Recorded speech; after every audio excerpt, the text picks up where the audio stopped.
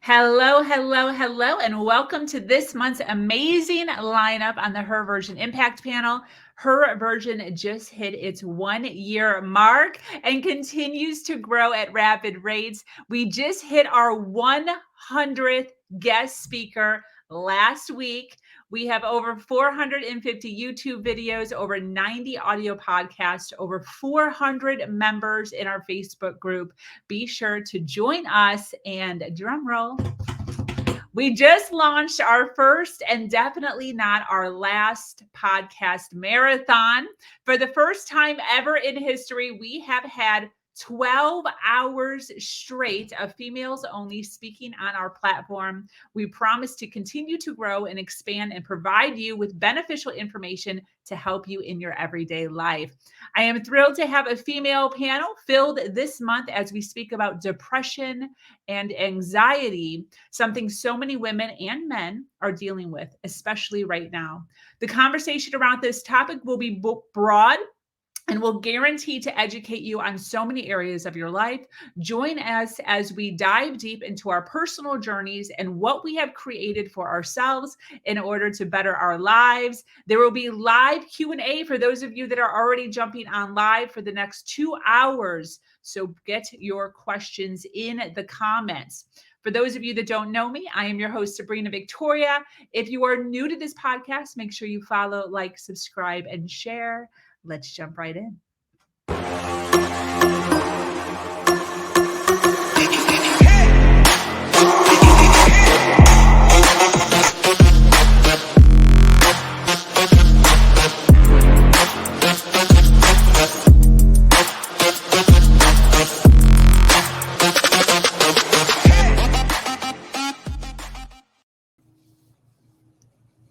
Renee. So I like this point system, but I'm afraid to use it because I'll give myself like 10 points and it'll be done by 9 a.m. and everybody will get a no. So I don't know. But I really do like the idea of thinking about, okay, Renee, you don't have to keep pushing yourself so hard. If your energy, if your points have run out for the day, they've just run out. And that's okay because we'll start over tomorrow. So I really do like that concept. Yeah. Sabrina.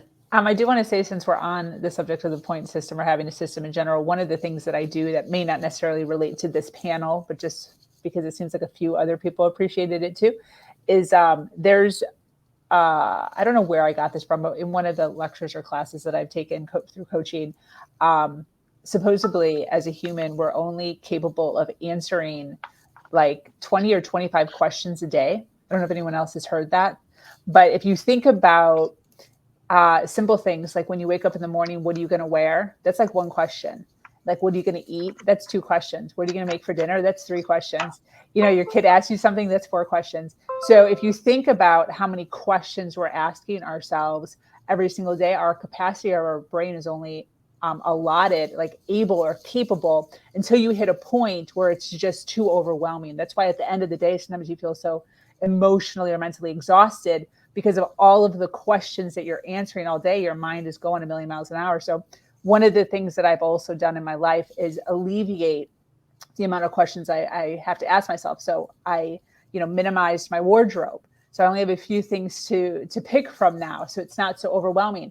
I no longer wear jewelry, so I don't have to worry, am I accessorized correctly? My makeup is super minimum now, so I don't have to worry about a lot of that stuff. I'm no longer dyeing my hair. So there's like a lot of things that I've minimized in my life to be able to mentally and emotionally be capable of, doing the things that I do that are important to me, such as creating this community. So a lot of the things I've gotten rid of in my personal life in order to be able to succeed where I want to succeed, where, that's important, that I'm passionate, like truly passionate about, in order to make sure that there's enough space in there for me to actually be answering questions that I feel are like, important for the community, this community that we're building, important for, the world and the generations going forward. So be cognizant of that also when you're moving through your day. Anybody else on Shelby's question? That was a good question. I've been taking notes. So I have 2 pages of notes already. All right, we're going with Tessa. Thank you. I'm hoping I ask a question that hasn't been asked yet, but we'll see. If it has been, I have others, so let me know. But first, yeah, so I've been like doing healing and coaching work for as long as I can remember, really, but more professionally for the last 10, 15 years. And more recently, specifically, I work more and more with people who support others to really help them to also look after their own needs. And not so much in a way as like when I talk about balance, it mainly is like not so much the separation between the time or the energy and space you have for looking after others versus the time or energy you look for yourself, more to see that it really is at the same time.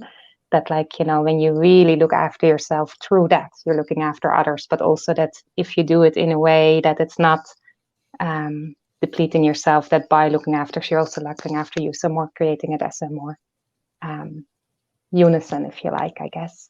So I work with all kind of different people. And one of the things that for me is most important is to always be honest that sharing my own stories and my own stuff, that not just as, I think it's not about that I have experienced what my clients experience. Sometimes that's the case, but not necessarily. I am also professional. Like I have a background in social work and conflict studies and other things.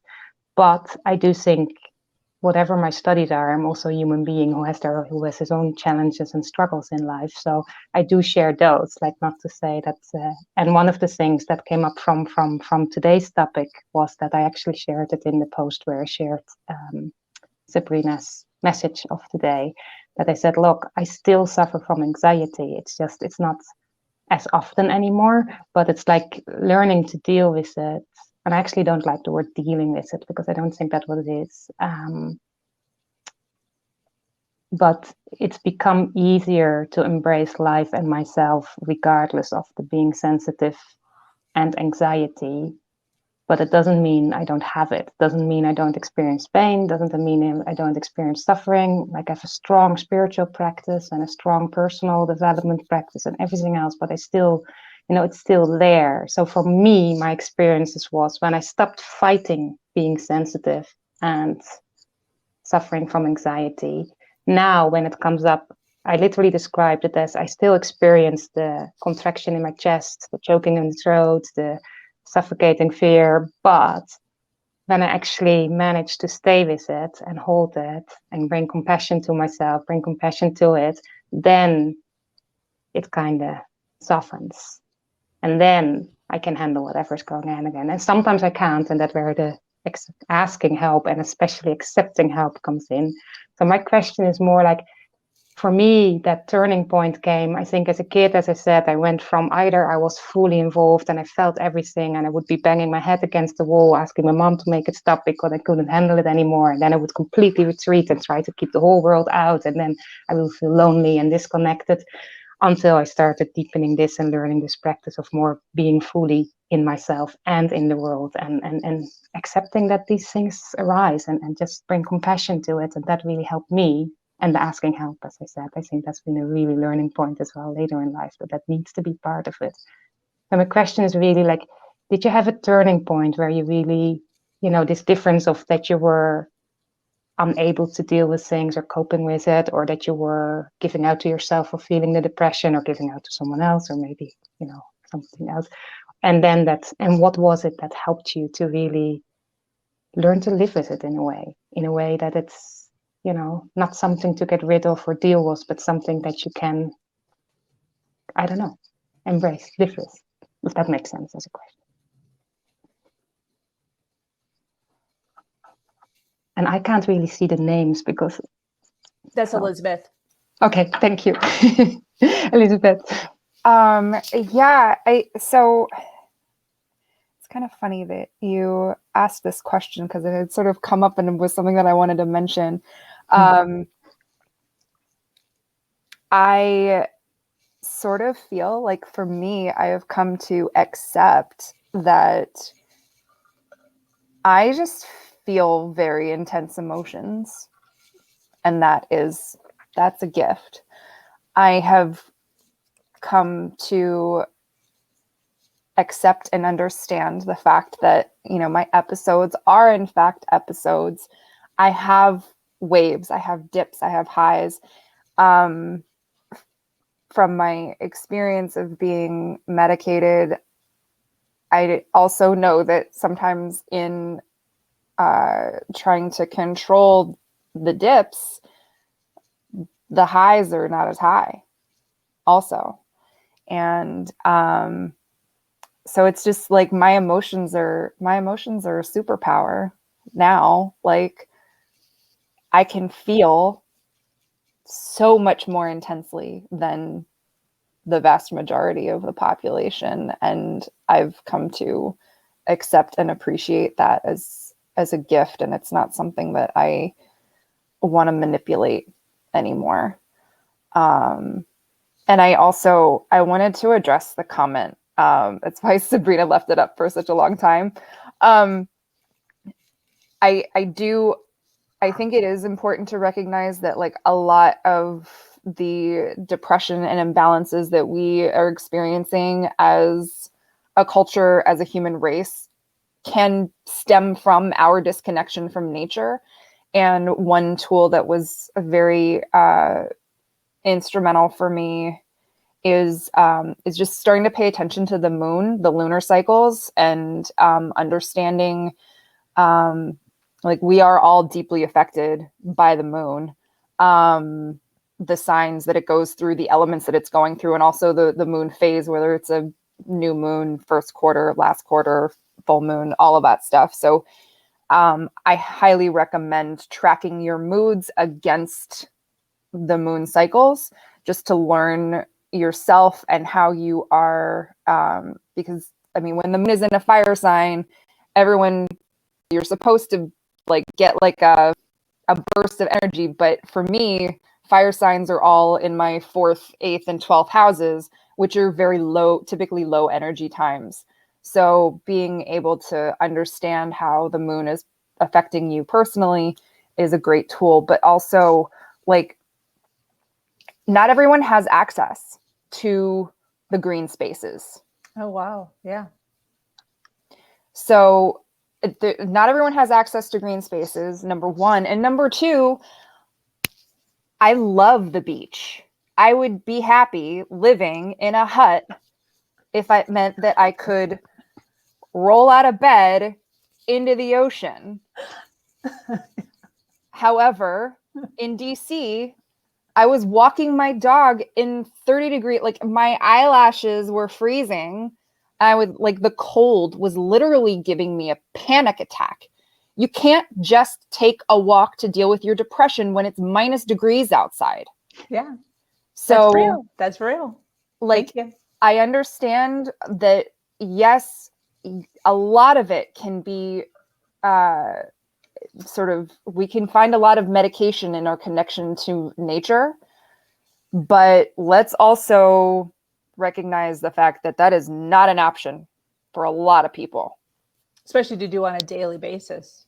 Yeah, you can be able on the weekend go to the park, but on a daily basis, if you're working and you're a mother and you have all the responsibilities, or a father, whoever, I agree with you. Thank you for mentioning that.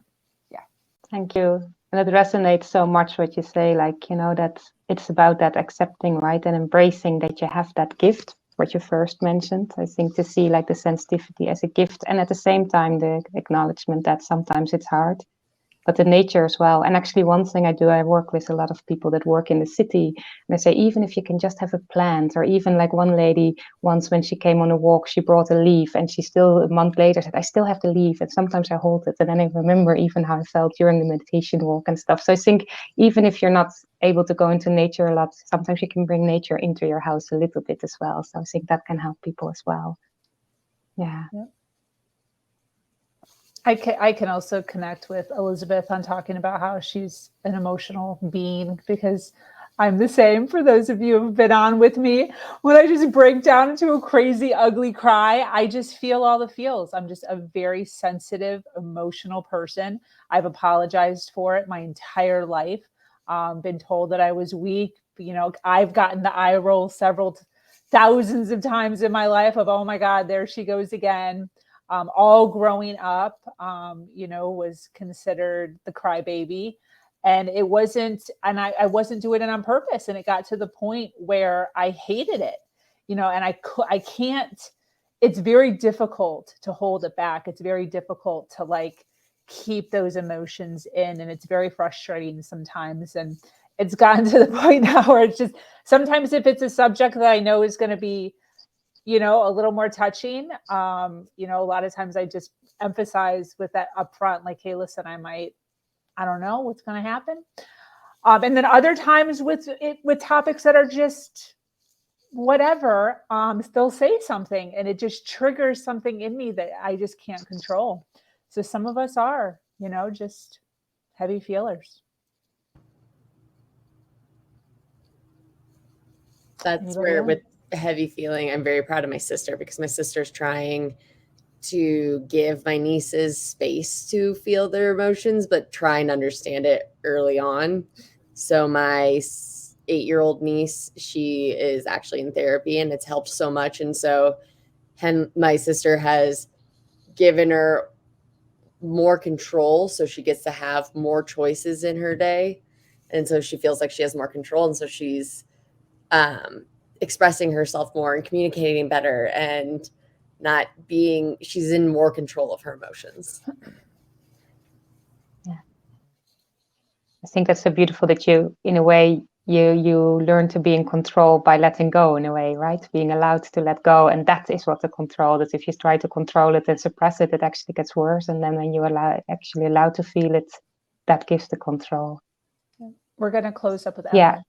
Okay, yeah, I just was going to say, so you don't see the name again. Thanks. Well, gosh, I feel like heavy. You were going to close up with me, but no, it's okay. So our living son is 4 years old. And I think what Shelby just said about her sister, and Renee mentioned in a comment that she's doing the same with her children.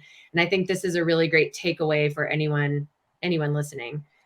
You can start now with the little people in your world, not just with yourself and the adults around you, but specifically with the little people, to remind them. So we tell our son all the time, whatever emotion you have is fine. Whether you're angry or mad or sad, really happy, it doesn't matter. The emotion is okay. What's important is that you learn how to have a reaction that doesn't hurt yourself or others. So let's, share how you're feeling, why you feel it. And he is very emotive. It's so lovely to see a 4-year-old talk about, he can say exactly what he's feeling, and he might not know how to explain it, but he can say, I'm just so sad, Mommy. I'm sad and I need some time. And when we start to empower our children, our little people, the little people that we interact with, no matter whether they're our children or not, we start to shift how society looks at emotions, anxiety, depression, all of the things. Yes. So, not just for parents, but for everyone, when you become more comfortable with discussing how you feel and why you feel, and like we've talked about, where you feel it in your body, we give permission to the generations coming up behind us to do the same thing. And that is going to change the way society interacts with these diagnoses and these experiences. And I'm just really grateful for all of you. This has been lovely. Thank you. Yes. Absolutely. As always, thank you so much for everyone who participated today and hung out with us for the 2 hours. Those of you that are listening live still, we so appreciate you hanging out with us throughout the entire 2 hours. This has been very beneficial, and I certainly hope that you guys got some nuggets of information from this. And this opened up a lot of things for me as far as viewing my past and other options, and even just individuals that I deal with on a, daily, weekly, monthly basis, for some other options for them to be able to, take home with them and to help, dissect their own things that they're dealing with in their lives. So I so appreciate all of you. For those of you watching on the replay, I always like to say, make sure you hashtag replay so that we know who or where you are and where you're from, and shoot you out some love. So thank you so much for joining us here on the Her Version platform. I hope you received some awesome tips on how to manage your anxiety and your depression. I know I did. These women, along with others, take time every month to open up about parts of their lives in order to inspire the world and give back. If you resonated with any of them, please follow or reach out to them in any way you can. If you have an amazing story to share of struggle to triumph, make sure you reach out to me here. We collect stories. I am your host, Sabrina Victoria, and I am so grateful to be here sharing a platform that allows people to share their truth and inspire others. And as always, until next time, do something awesome today.